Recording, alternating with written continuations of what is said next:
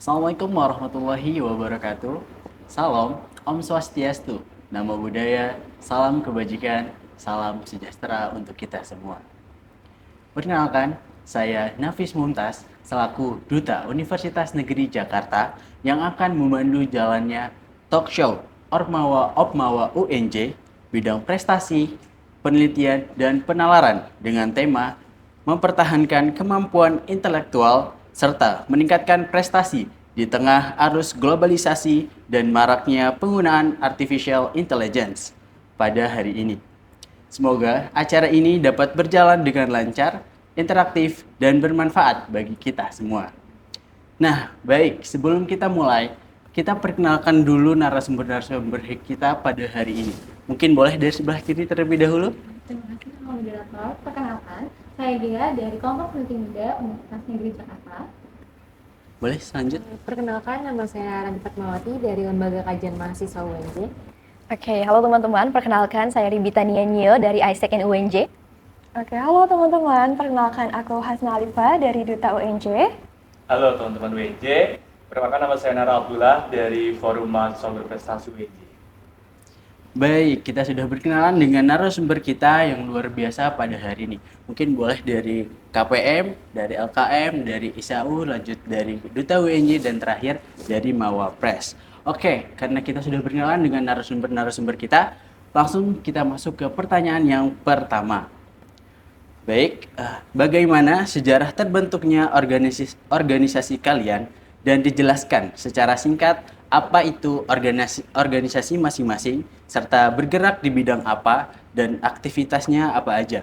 Boleh mungkin dari kakak dulu? Oke, terima kasih kepada kakak moderator.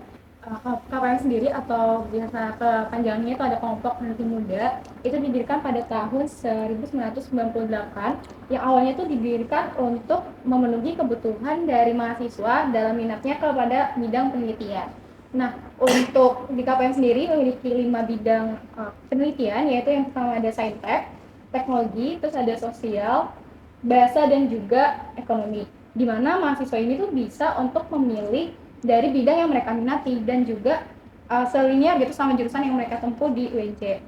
Terus aktivitasnya itu tentu saja meneliti, lalu mempresentasikan hasilnya ke masyarakat banyak, terus mempertanggungjawabkan dari hasil penelitiannya, lalu mengikuti berbagai lomba seperti esai, terus ada KTI juga, dan lomba penalaran lainnya, lalu melakukan juga aktivitas pengabdian masyarakat gitu untuk supaya inovasi dari kita ini sebagai KPM bisa berdampak langsung gitu ke masyarakat sekitarnya, seperti itu Kak. Mungkin boleh di next. Lembaga Kajian Mahasiswa itu didirikan pada tahun 1998, tapi dulunya itu berasal dari Forum Diskusi Ilmiah Mahasiswa Eka Prastia atau yang biasa disebut Kodim UKIP Jakarta pada tahun 1981. Nah, tujuannya itu untuk membangun cara berpikir mahasiswa yang kritis, ilmiah, dan dinamis. Nah, LKM sendiri fokusnya di 3 bidang, yaitu kajian, penulisan, dan penerbitan. Nah, kegiatan kita tuh ya berkaitan sama 3 bidang tersebut, kayak menulis, terus berdiskusi, dan menerbitkan buku. Oke, jadi di sini aku mewakili ISAU atau International Student Association of UNJ, di mana ISAU ini merupakan nama resmi yang digunakan oleh ISEC di lingkungan Universitas Negeri Jakarta. Nah, jadi kalau misalnya teman-teman dengar tentang ISAU, itu merujuk kepada organisasi ISEC dan UNJ begitu. Nah, ngomong-ngomong soal ISEC sendiri ini merupakan organisasi kepemimpinan bertaraf internasional yang sudah dibentuk pada tahun 1948 dan juga sudah hingga saat ini sudah berada di berbagai negara di belahan dunia. Nah, di Indonesia sendiri, ISEC ini juga punya local committee di berbagai kota dan juga universitas, salah satunya Universitas Negeri Jakarta yang sudah berdiri sejak tahun 2012. Nah, jadi di sini kami berfokus pada pengembangan skill leadership development dari generasi muda, terutama bagi mahasiswa-mahasiswa di Universitas Negeri Jakarta sendiri. Dengan aktivitas-aktivitas yang kami lakukan juga beragam ya, ada banyak program yang kami lakukan di sini, seperti ada Impact Circle, Youth Lead, Youth Today, ataupun ISEC Future Leaders, yang mana ini kami inisiasikan sebagai platform untuk mendukung generasi muda mengembangkan kemampuan mereka dalam kepemimpinan, lalu juga memperluas jejaringnya dan juga mengembangkan potensi diri mereka sendiri masing-masing. Kemudian kami juga punya program exchange, yaitu program Global Volunteer dan juga Global Teacher, yang mana ini juga membuka peluang ya bagi mahasiswa-mahasiswa untuk mendapatkan pengalaman baru, pengalaman lintas negara nih, untuk mengembangkan kepemimpinan mereka juga melalui kegiatan-kegiatan volunteer dan juga internship mengajar di berbagai negara yang ada. Nah, melalui program-program yang kami inisiasikan ini juga, ISEC itu bertekad untuk menjadi wadah ya bagi mahasiswa-mahasiswa di Universitas Negeri Jakarta untuk mengembangkan kemampuan mereka baik secara personal maupun profesional. Begitu. Terima kasih. Baik, terima kasih. Boleh dilanjut dari Duta UNJ? Oke, kalau dari Duta UNJ ini sendiri itu berdirinya di tahun 2012. Jadi angkatan pertama Duta UNJ itu mulainya di tahun 2012 sampai sekarang masih berlanjut. Kemudian kita ini fokusnya di bidang apa? Nah, jadi kita ini itu bertugas menjadi moderator, menjadi pewara, kemudian juga naradamping yang mendampingi tamu-tamu atau para pimpinan baik dalam lingkup universitas maupun eksternal. Dan kemudian kami berpartisipasi dalam bertugas itu juga sama dalam acara internal seperti misalnya ada employer meeting.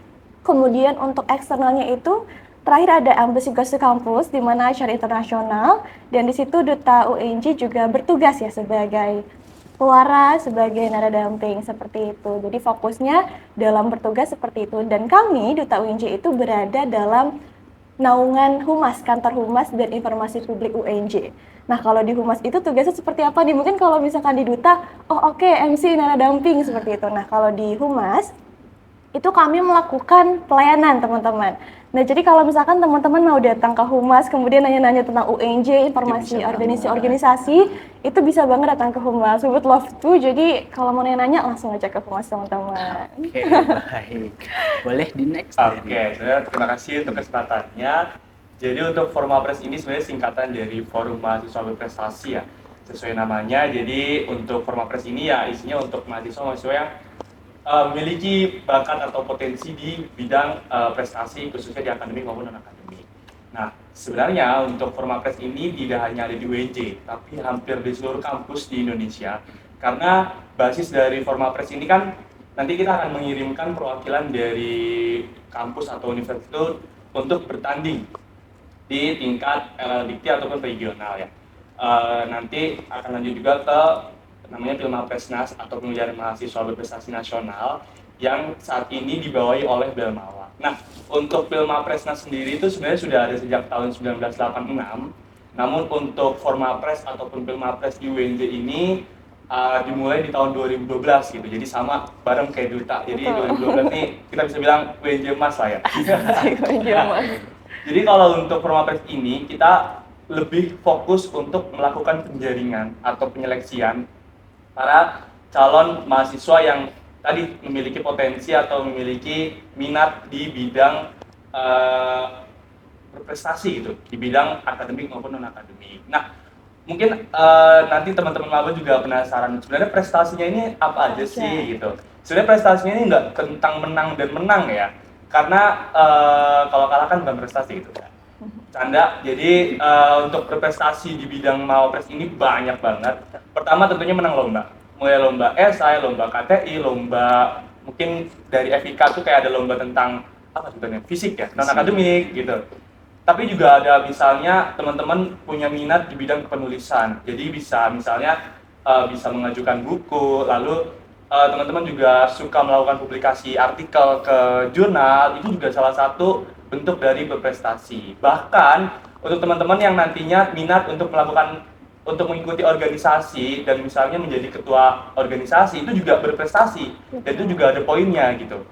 Terus bahkan kalau misalnya teman-teman suka turun langsung ke masyarakat, melakukan pengabdian masyarakat atau pengmas, itu juga bisa dihitung sebagai prestasi. Jadi banyak banget dan tentunya itu bisa menjadi portofolio ya, atau bisa menjadi apa sebutannya ya, poin-poin yang bisa teman-teman kumpulin.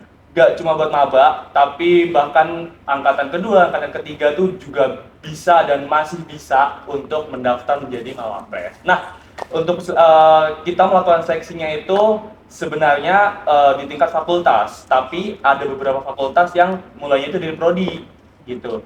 Jadi nanti teman-teman yang misalnya minat atau tertarik menjadi Mawapres itu bisa banget nanti kepo-kepoin apakah Pilmapres ini dimulai dari prodi dulu ataukah langsung ke fakultas. Nah, nanti dari fakultas akan diseleksi di tingkat kampus. Nah, nanti yang juara 1 sarjana, juara 1 diploma akan dikirim ke LLDikti, karena kita Jakarta kan berarti LLDikti 3 untuk diseleksi lagi gitu di ya istilahnya bukan melawan, berkompetisi gitu dengan kampus-kampus lain seperti UI, lalu ada UPN, UPH, BINUS gitu. Nanti yang juara 1, 2, 3 dari LLDikti akan diajukan ke Pilmaprestas, seperti itu.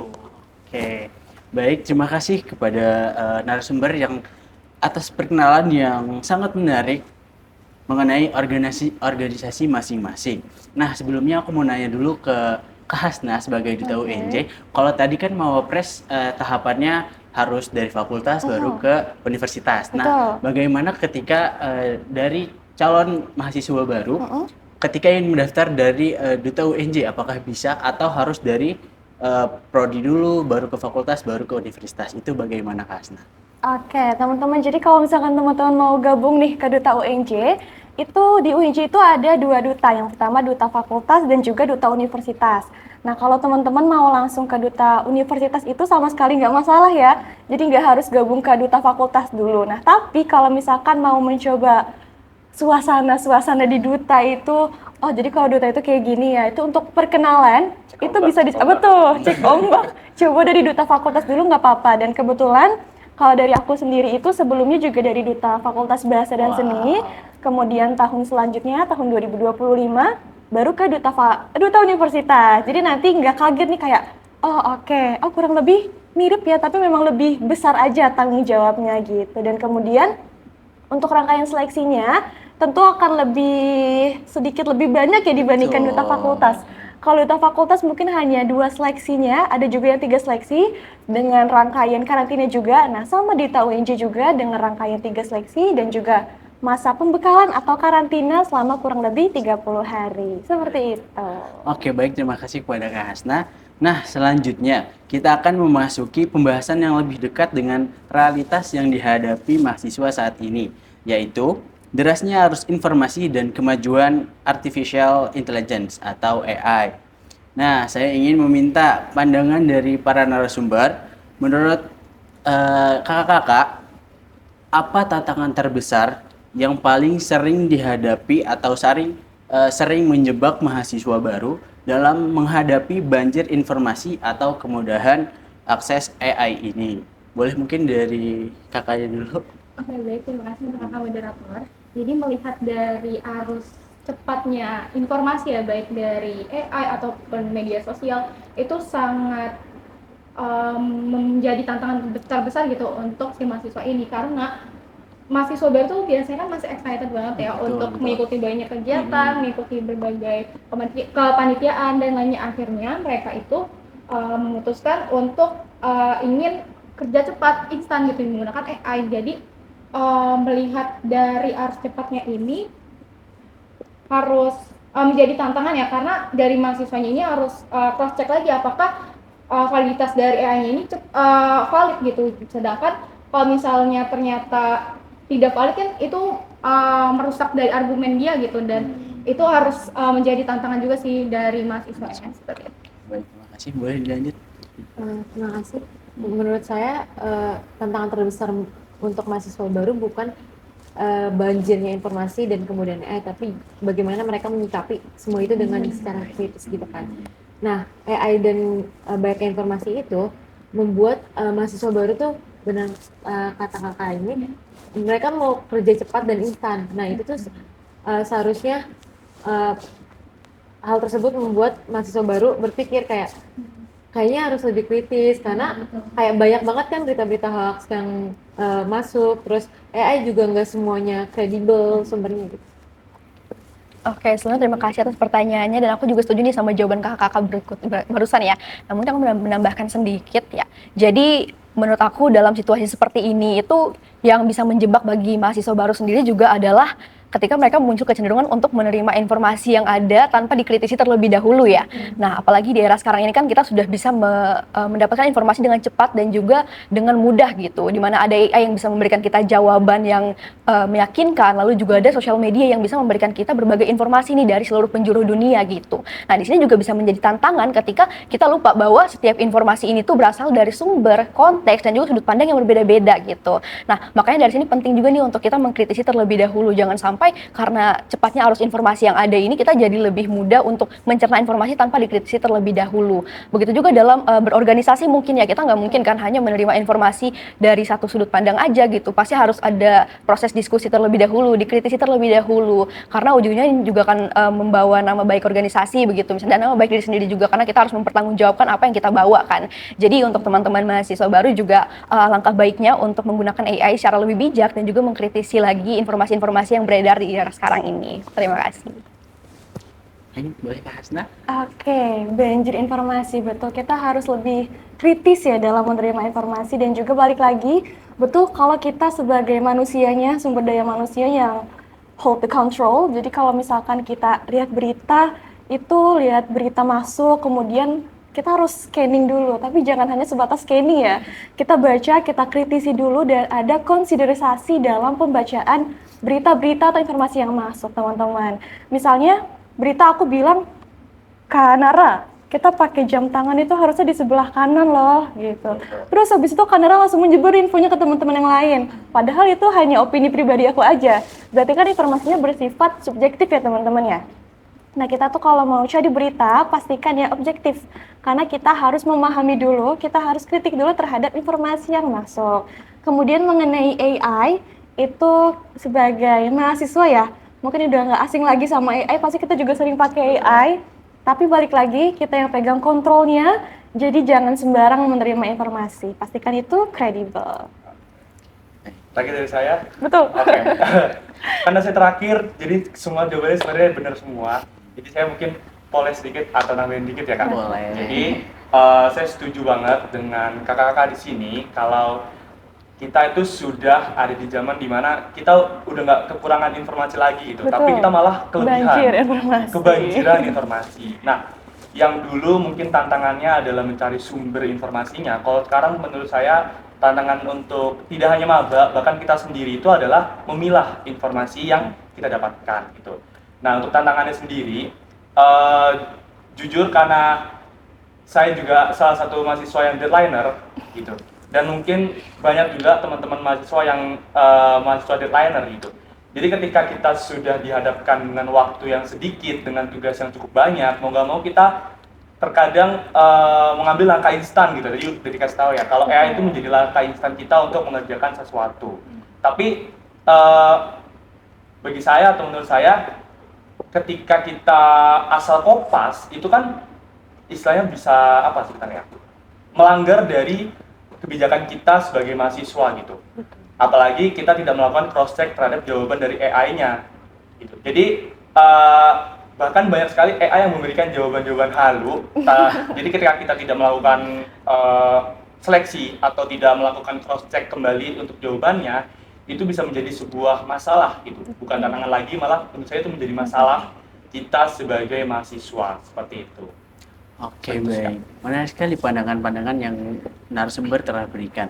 Nah, memang AI ini banyak memberikan kita kemudahan, tapi di balik kemudahan itu justru ada tantangan yang harus kita waspadai, kayak gitu. Oke, oleh karena itu saya ingin mengajak kakak dari KPM dan Mawapres untuk menjelaskan mengapa kemudahan AI yang mampu menyelesaikan tugas secara cepat dalam atau hitungan detik justru bisa menjadi ancaman tersembunyi bagi perkembangan nalar kritis mahasiswa jika tidak digunakan dengan bijak. Mungkin boleh karena tadi dari sebelah kiri, mungkin dari kakaknya. Oke. Karena saya yang pertama, jadi saya ingin sedikit memulai lah ya untuk jawabannya. Nanti mungkin bisa ditambahkan oleh KJ ya. Jadi saya setuju banget ketika kita terlalu ketergantungan terhadap AI, itu bisa menumpulkan sikap kita sebagai mahasiswa untuk terus atau harus bernalar kritis gitu, atau berpikir kritis gitu. Karena tadi sempat saya bilang ya, kalau ketika kita tidak bisa bahkan tidak melakukan pemilahan atau crossing terhadap jawaban, itu sebutannya apa ya? Kita jadi nggak bisa melatih gitu. Kita jadi tidak bisa Critical melatih thinking-nya. critical thinking kita atau kritis sama aja ya. Iya. Karena ya kita asal terima aja, kita asal kopas, dapat jawaban dari AI, kita kopas, kita submit ke tugas misalnya gitu. Karena kalau zaman dulu mungkin saya tidak di zaman itu, tapi ketika kita melihat dosen-dosen kita yang sudah sangat sepuh, mereka kan di zaman dimana mereka harus mencari informasi itu benar-benar sampai ke akar-akarnya gitu. Sampai akhirnya mereka bisa membuat penelitian, mereka bisa membuat artikel, itu kan membutuhkan waktu, membutuhkan pikiran, dan membutuhkan kemampuan untuk berpikir kritis gitu, menerima informasi, mengolah informasi gitu. Nah, karena kita hidup di zaman yang kita mau dapetin informasi A, B, C itu ya tinggal prompt, kita jadi nggak punya gitu, bahkan kita jadi tidak memiliki kesempatan untuk melatih kemampuan berpikir kritis kita gitu, karena ya nggak ada tempatnya lagi gitu, karena sudah habis tempatnya itu dipakai untuk nge-prompt seperti itu. Jadi sebenarnya kita tetap bisa untuk mengasah kemampuan berpikir kritis kita dengan AI, tapi ya jangan jadikan AI ini sebagai apa sebenarnya ya, pemberi jawaban gitu, tapi jadikan AI ini sebagai Pendukung aja pendukung, ya. betul banget, sebagai partner untuk kita mengasah kemampuan berpikir kritis kita. Jadi kayak maksudnya ketika kita misalnya memiliki sebuah pertanyaan, itu kita bisa berargumen dengan AI, kita bisa meminta sudut pandang dari AI, terus kita juga bisa meminta misalnya AI untuk mencarikan sumber data, tapi jangan lupa kita juga harus mengecek keabsahan dari data tersebut.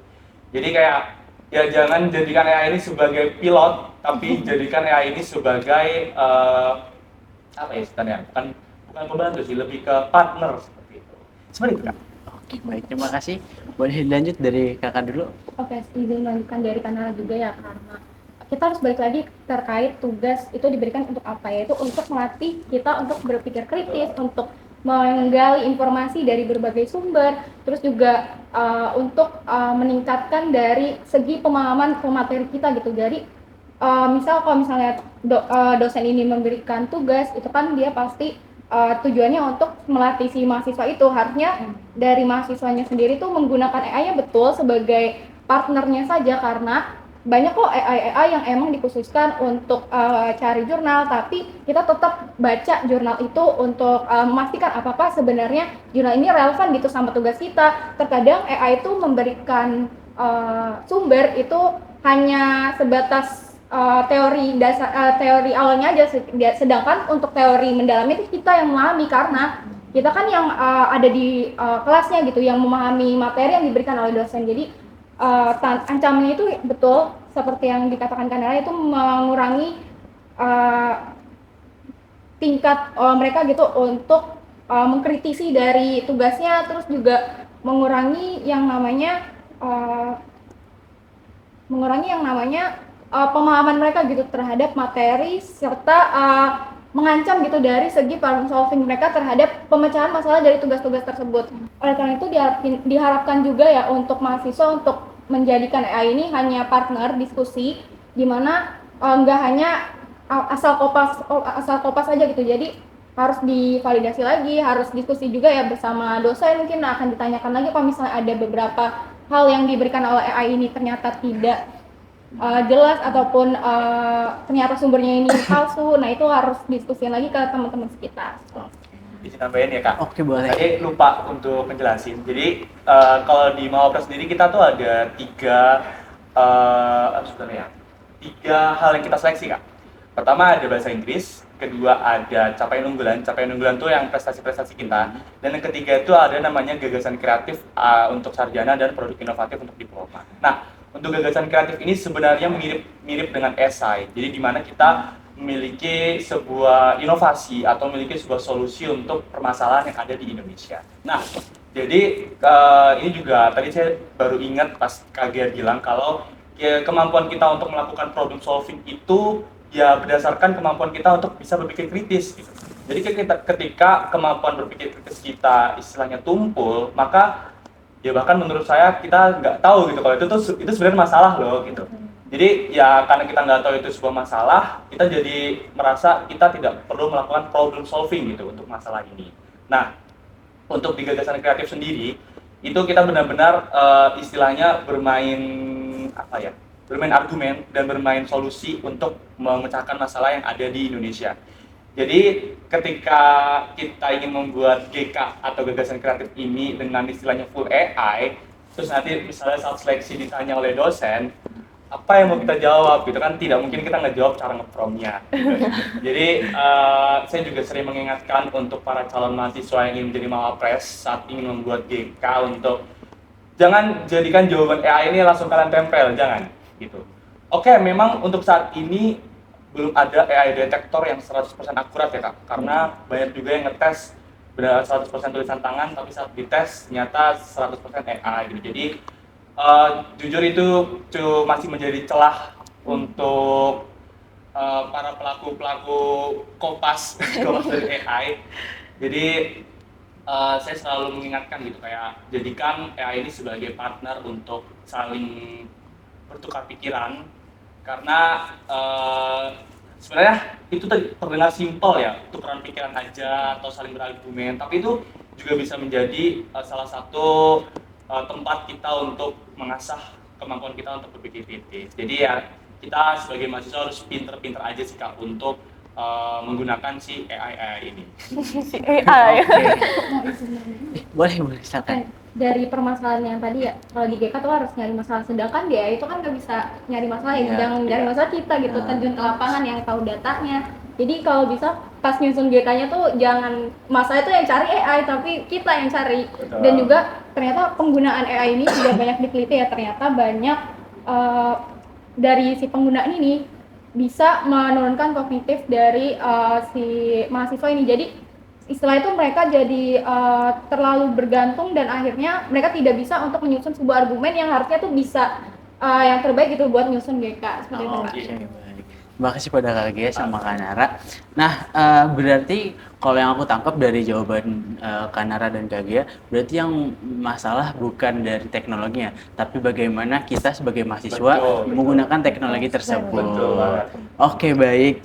Lalu, bagaimana sebenarnya mahasiswa dapat memanfaatkan AI secara bijak untuk mendukung proses belajar, penelitian, dan meraih prestasi tanpa mengabaikan kemampuan analisis, refleksi, dan berpikir kritis. Nah, mungkin sekarang gantian mungkin dari Kakak Duta UNJ, dari ISAU dan LKM. Mungkin boleh dari ISAU dulu. Oke, jadi sebetulnya artificial intelligence atau AI ini menurut aku sendiri bukan hal yang harus kita hindari secara mutlak ya. Tapi justru sebaliknya, dia ini bisa menjadi bermanfaat dan juga berguna banget nih dalam kita bagaimana mengembangkan potensi diri kita sendiri. Nah, sebagai mahasiswa tentunya kita juga harus menggunakan AI ini secara bijak, teman-teman. Nah, kita bisa menggunakan AI sebagai teman kita, teman bantu kita untuk memahami sesuatu yang mungkin belum kita kuasai. Lalu juga kita bisa menggunakan AI untuk bertukar pikiran, untuk brainstorming ide-ide penelitian dan juga semacamnya ya. Nah, tapi dalam penggunaan AI ini tetap ada batasan yang harus kita hargai, harus kita jaga gitu. Karena at the end of the day, di sini yang dinilai pada lingkup akademik maupun self development kita sendiri bukan hanya hasil akhirnya, tetapi juga bagaimana thinking proses kita selama ini berjalan dan diasah begitu. Nah, dalam berorganisasi di AIESEC sendiri pun aku mengalami hal tersebut. Jadi kayak misalnya aku mau membangun partnership bersama stakeholder nih.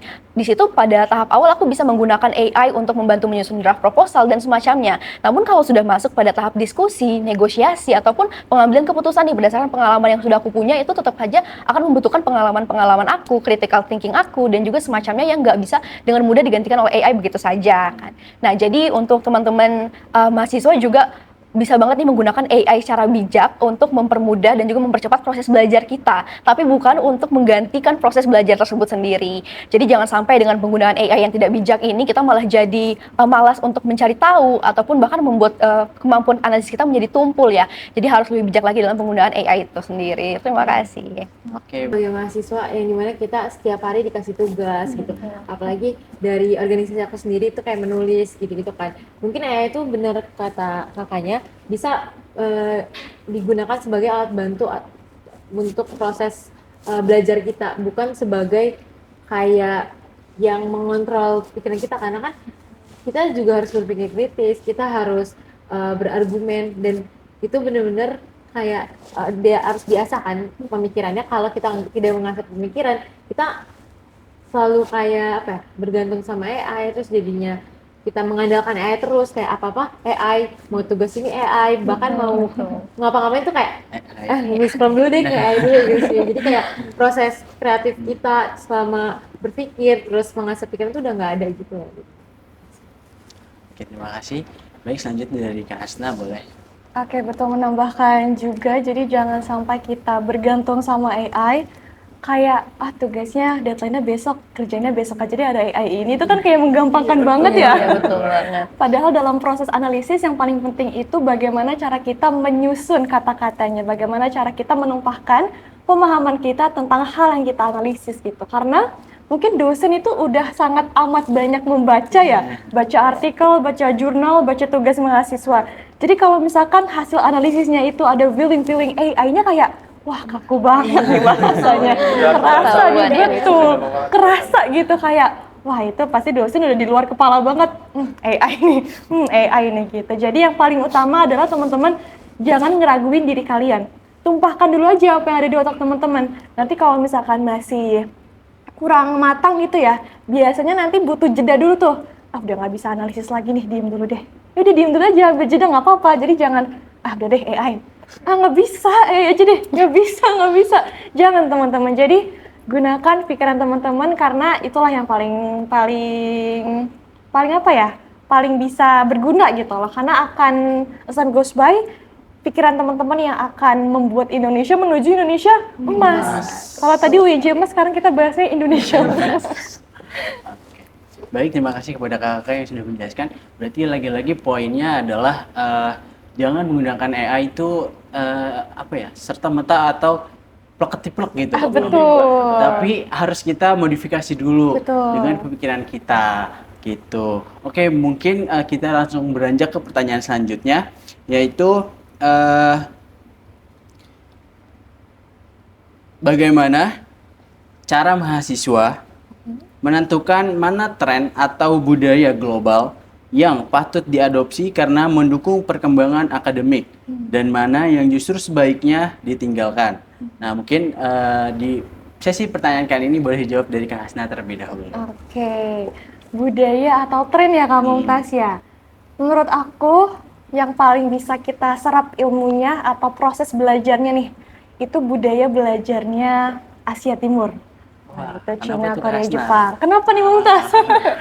Karena mereka itu ketika belajar ya, itu mereka akan benar-benar fokus sebagai seorang pelajar, fokus sebagai seorang mahasiswa. Kemudian ketika sudah selesai waktu belajar di kampus maupun di sekolah, nanti biasanya mereka akan tetap lanjut belajar.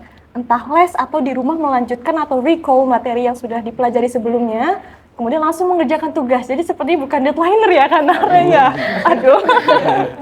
Gitu. Jadi itu budaya yang bisa kita serap mungkin dari Asia Timur ya. Tapi tetap teman-teman, budaya-budaya yang masuk sekalipun itu adalah poin plus untuk kita, tetap harus kita saring terlebih dahulu. Jangan semerta-merta, oke, belajarnya sampai jam 12, tidurnya cuma 1 jam. Waduh, nanti yang ada ngantuk tuh lagi ngerjain ujian di kampus ya. Betul-betul, malah nggak fokus, jadinya malah merugikan kita. Jadi ada hal pro dan juga hal kontranya yang harus kita analisis terlebih dahulu. Utamakan consideration sebelum menerima informasi ataupun budaya tren yang masuk gitu teman-teman. Oke, baik, terima kasih pada Kak Hasna. Boleh sekarang dijawab dari Isau. Oke, jadi di era sekarang ini memang kita dibanjiri dengan tren-tren baru ya. Kayaknya hampir tiap hari kita mengkonsumsi tren baru dari berbagai belahan dunia gitu.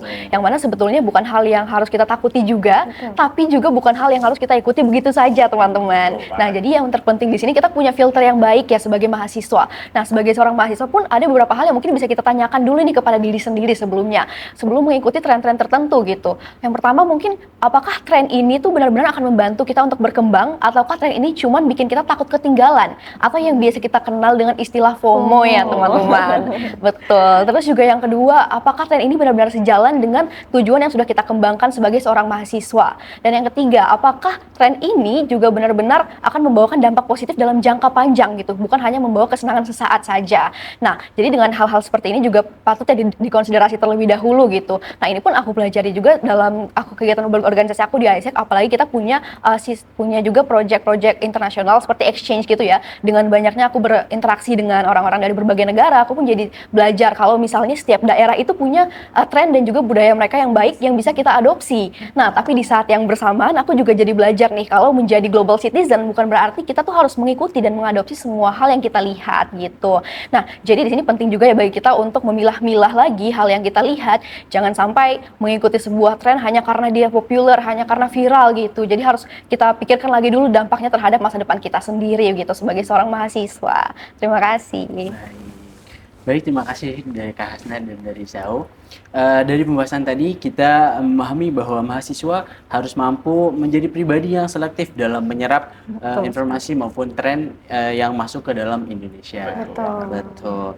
Oke, baik, sebagai penutup sesi diskusi, saya ingin meminta pandangan dari LKM dan KPM dan Mawapres deh satu lagi mengenai strategi apa saja nih yang dapat diterapkan mahasiswa baru agar tetap aktif secara intelektual, terus berpikir kritis, namun tetap mampu memanfaatkan teknologi AI secara produktif dan bertanggung jawab.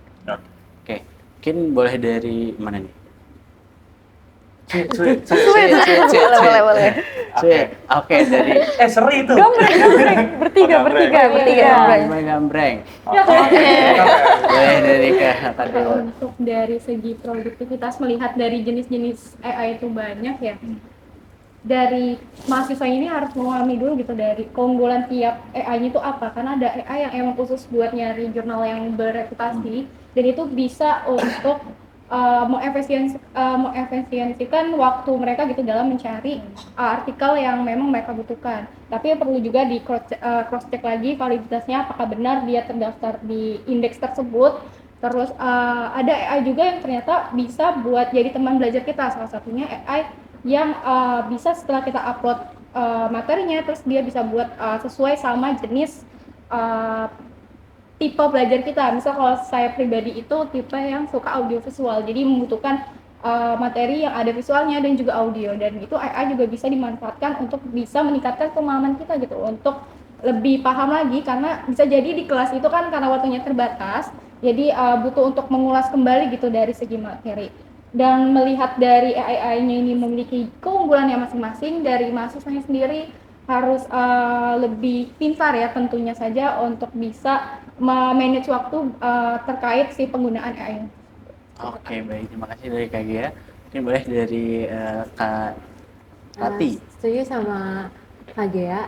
Mungkin aku mau nambahin, selain kita menggunakan AI untuk sebagai alat bantu sama proses belajar kita, mungkin kita juga bisa mengikuti diskusi-diskusi sama teman-teman terkait materi yang udah kita pelajari, atau ikut mengikuti organisasi-organisasi untuk mengasah dan kemampuan kita gitu sih.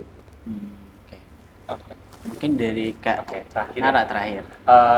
Melanjutkan saja karena udah dijawab. Jadi saya setuju banget ya sama Kak Gia dan Kak siapa tadi maaf? Rati. Kalau pertama AI itu banyak ya jenisnya. Ada yang tadi ada khusus membuat rangkuman, atau ada yang bisa bikin website, atau ada yang bisa jadi teman brainstorming gitu. Nah, kalau sesuai pertanyaannya mungkin karena saya dari Mawapres, jadi bisa lebih difokuskan ke bagaimana cara teman-teman maba untuk membuat strategi agar bisa mendapatkan prestasi ya. Tadi juga kalau nggak salah Kak Ribi juga menjelaskan kalau AI itu bisa jadi teman brainstorming, dan itu saya setuju banget karena saya juga sering brainstorming itu bareng AI, karena pertama dia nggak bisa kesel. Jadi kalau misalnya kita tiba-tiba membuat kita punya ide yang kemana-mana tuh mereka ya udah bisa melurusin gitu, tapi nggak kesel tiba-tiba marah kan nggak mungkin. Kita yang kesel gitu. Kadang-kadang saya yang kesel gitu kalau melihat kayak ini jawabnya ngelantur. Oke, next. Nah, jadi karena teman-teman ingin istilahnya berprestasi ya, kan banyak sekali ya tadi sempat saya jelaskan kalau berprestasi itu nggak cuma menang lomba, tapi juga banyak sekali tadi kategori-kategorinya, mulai dari publikasi, artikel, terus ada keorganisasian, bahkan pengabdian masyarakat. Jadi teman-teman bisa menggunakan AI ini sebagai pertama tadi teman brainstorming, kedua teman buat apa sebutannya ya? Ketika kita punya ide, nah kalian tuh bisa istilahnya menanyakan ke mereka kayak ini masuk akal nggak gitu? Apa sebutannya kayak gitu ya? Bukan validasi, ya validasian gitu lah. Kayak menurut AI kayak kita punya solusi A untuk permasalahan B gitu, kira-kira masuk akal nggak, terus ada plus minusnya nggak kayak gitu. Jadi kita bisa istilahnya memperluas gitu, kita bisa memperluas pikiran kita dengan dibantu oleh AI. Jadi bukan berarti pikiran kita yang diarahkan oleh AI, tapi kita yang mengarahkan AI ini untuk tetap sejalan gitu dengan apa yang kita mau gitu. Jangan kita mengikuti kemauan AI, karena itu yang tadi juga dari awal udah disebutin ya, itu bisa pertama menumbuhkan kemampuan kita untuk berpikir kritis, untuk melakukan problem solving, bahkan untuk bisa mengikis kerajinan kita gitu, kemampuan kita untuk melakukan kemampuan untuk menganalisis sesuatu gitu, mulai dari data atau apapun itu. Nah, lanjut dari brainstorming itu, misalnya teman-teman mau mengikuti lomba esai atau KTI itu karya tulis ilmiah, atau mungkin ada yang ingin mengikuti lomba puisi, lomba pidato, atau lomba yang akademik lah, karena kan kalau non akademik kan mainnya fisik ya, jadi AI ya buat apa? Jadi kita mungkin lebih berfokus ke prestasi yang dari akademik ya. Itu selain dari brainstorming juga bisa untuk membantu membuatkan outline kayak dari bab 1 ini kira-kira apa sih yang perlu dibahas gitu. Nah, kalau kita udah dapat outline ya yaudah lanjut kita yang mencari sendiri, kita mencari datanya sendiri, kita yang menyusun kerangkanya sendiri gitu. Jadi jangan tiba-tiba minta tolong buatin bab 1 gitu, terus tiba-tiba citasinya kalau nggak Zang ya apa gitu, karena itu lagi gitu. Tolong sekalian di print gitu. Iya, kan ya oke, mungkin kalau kita cek datanya benar gitu, artikelnya benar, tapi saya yakin 100% dosen pasti tahu, wah ini pasti AI gitu. Kalau citasinya dari si itu lagi gitu. Jadi ketika kita menggunakan AI untuk membantu kita mencapai apa yang kita mau, itu sebenarnya sangat-sangat possible, sangat-sangat mungkin. Tapi ya kembali lagi dari bagaimana cara kita bijak menyikapi penggunaan AI ini. Seperti itu sih Kak. Oke, baik. Terima kasih kepada Kak Nara dan teman-teman dari narasumber kita pada hari ini. Mungkin boleh tepuk tangan kepada narasumber kita pada hari ini yang luar biasa sekali. Banyak sekali wawasan yang dapat menjadi bekal bagi mahasiswa baru dalam menghadapi dunia perkuliahan di era disrupsi teknologi saat ini. Baik, sebelum kita mengakhiri sesi talk show pagi ini, saya ingin meminta dari masing-masing narasumber, dari kakak-kakak, untuk menyampaikan satu pesan atau kunci atau closing statement bagi mahasiswa baru angkatan 2026. Kira-kira nilai atau prinsip apa yang harus selalu dipegang agar dapat menjadi mahasiswa yang berintegritas, berprestasi, dan tidak tersesat di tengah pesatnya perkembangan teknologi. Oke, mungkin dari tengah terlebih dahulu. Oke, untuk teman-teman mahasiswa baru angkatan 2026 ya. Mungkin pesan yang ingin aku sampaikan adalah jangan biarkan perkembangan teknologi bikin kita lupa kalau pengalaman tetaplah guru yang terbaik gitu. Karena di tengah perkembangan zaman, teknologi ini akan terus berkembang ya, dan dia juga akan terus merubah bagaimana cara kita belajar ataupun bekerja. Jadi di sini memang kita harus tetap mengikuti perkembangan zaman ya, tapi akan selalu ada hal-hal yang nggak bisa digantikan oleh AI begitu saja. Baik itu integritas kita, baik itu kemampuan kita untuk beradaptasi dan semacamnya. Jadi teman-teman jangan capek untuk mencari-cari pengalaman ya, baik itu melalui organisasi, mau lomba-lomba ataupun komunitas, dan juga mungkin ada kesempatan exchange untuk mengenal dunia lebih luas lagi begitu. Nah, jadi untuk teman-teman mahasiswa baru, manfaatkanlah teknologi sebagai alat bantu, lalu juga manfaatkan kampus sebagai tempat belajar, manfaatkan setiap kesempatan yang ada untuk berkembang, dan jangan lupa join ISEC in UNJ 2026. Baik, terima kasih. Boleh dilanjut dari Kakak Gia?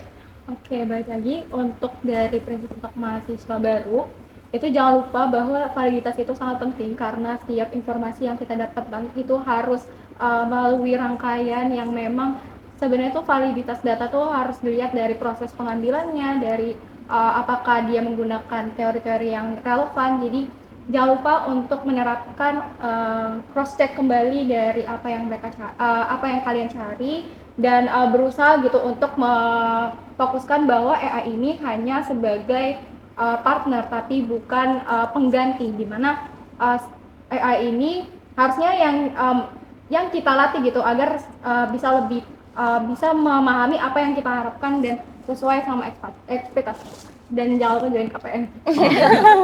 Oke, baik. Lanjut, boleh dari Kak Rati. Untuk mahasiswa baru 2026, kita mungkin nggak boleh menolak teknologi, tapi juga jangan mengandalkan teknologi satu-satunya sebagai sebagai informasi kita gitu. Mungkin kita bisa memanfaatkan teknologi itu sebaik mungkin, tapi jangan menghilangkan kritis kita gitu. Karena pada dasarnya yang membedakan kita sama teknologi kan bukan seberapa cepat kita menjawab gitu kan, tapi bagaimana prosesnya, bagaimana kita berpikir dan mengasah kreativitas kita. Baik, terima kasih Pak Rati. Mungkin karena dari tadi kan arah terakhir, boleh deh Kak Rati dulu. Oke, kata-kata hari ini, kalau bagi saya ya, jangan jadikan teknologi, khususnya AI, itu sebagai penentu arah kita gitu. Tapi jadikan si AI ini untuk mempercepat langkah kita untuk mencapai tujuan yang kita mau gitu. Jadi jadikan AI ini sebagai partner kalian, karena ya mereka mungkin tidak mengkhianati secara langsung, tapi kadang-kadang sedikit-dikit nih ngasih informasi salah itu kan lama-lama juga bahaya gitu.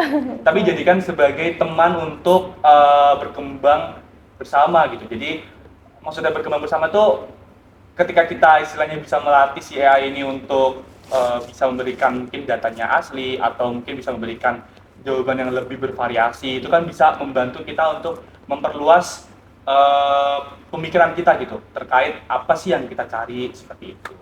Jadi ya yang tadi, jangan jadikan si AI ini sebagai penentu arah kita, jadi jadikan sebagai teman untuk mempercepat langkah kita, seperti itu. Oke, baik, terima kasih kepada Kak Nara, dan closing statement terakhir dari Kak Hasna. Boleh? Oke. Silakan. Mungkin tadi teman-teman tadi semua udah bahas mengenai teknologi sebagai closing statement-nya. Mungkin dari aku, dari sisi lainnya. Jadi untuk kata-kata hari ini. Kata-kata. Jadi teman-teman, doubt may knock, but don't let it lock. Jadi kalau misalkan teman-teman punya keraguan, ketika mau masuk organisasi, contohnya teman-teman mau masuk duta, contoh aja teman-teman. Contohnya mau masuk duta, tapi teman-teman ada ragu nih, aku bisa nggak ya, nanti jadwal kuliahnya gimana ya. Nah itu nggak apa-apa teman-teman, ragu itu bagian yang sangat amat wajar sebagai seorang mahasiswa sebelum menentukan aku mau masuk mana ya, karena itu bagian dari konsiderisasi teman-teman. Berarti teman-teman tuh sebelum impulsif ya, oke, aku mau A, B, C, D, tanpa memikirkan nanti kuliahnya gimana ya, ngerjain tugasnya gimana ya, terus teman-teman kelompok aku, kalau aku punya organisasinya gimana ya, gitu. Jadi sangat amat tidak apa-apa teman-teman punya keraguan untuk bertumbuh di sini dalam organisasi-organisasi yang ada di UNJ, tapi jangan biarkan keraguan itu stuck di diri teman-teman. Gitu, ada masnya teman-teman harus step out.